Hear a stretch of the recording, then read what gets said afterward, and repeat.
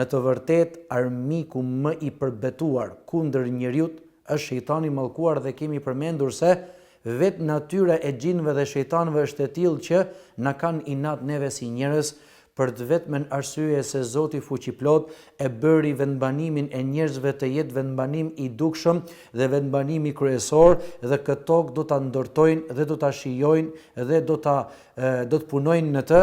deri në ditën e gjykimit njerëzit dhe jo natyra e xhinëve dhe shejtanëve. Gjindët ishin përpara njerëzve, nuk ditën ta ndërtonin këtë tokë. Ashtu dhe Allahu xhelle xhelalu i përzuri gjindët dhe shejtanët,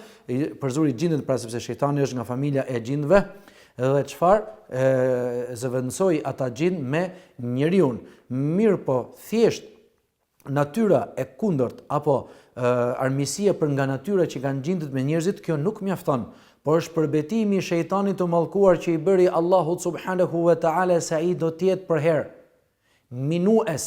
dhe do të jetë për herë shkatrues dhe do të jetë për herë ky shejtan i mallkuar në prag të çdo pune që njeriu do të veprojë.